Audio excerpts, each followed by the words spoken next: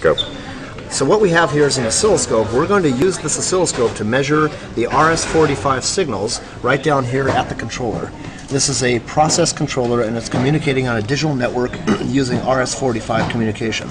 I want to read the voltage pulses of the RS-485 signals, but here's the problem.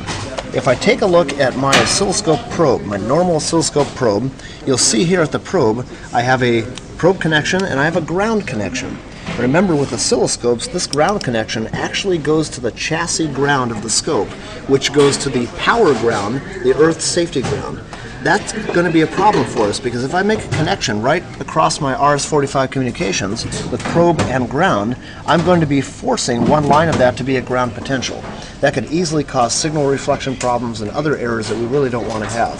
So I want to be able to measure the voltage across there without forcing one of those terminals to go to ground potential. That's our problem. Fortunately, there's a solution. If we take a look at the oscilloscope, we notice several vertical modes. One of them here is channel 1.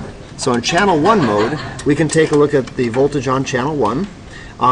If we go here to channel 2, we're looking at the voltage coming in on channel 2. If we go to dual, you see both channels at the same time. And most students are familiar with these first three settings, channel 1, channel 2, and dual. We're going to use a special one called add. What this does, in the add mode, it takes whatever voltage I have on one channel and adds it to the voltage on the other channel. We're going to throw one more twist in here. We're going to come over here, and on this particular scope there's a setting right there called invert. I'm going to pull that out. What that means is whatever signal comes in channel 2 is going to be made upside down. So now when I'm adding channel 1 to an inverted channel 2, that's the same thing as taking this minus that, the difference between the two inputs. So now watch what I can do. Here are now my two test terminals, channel 1, channel 2, and I'm measuring the difference between.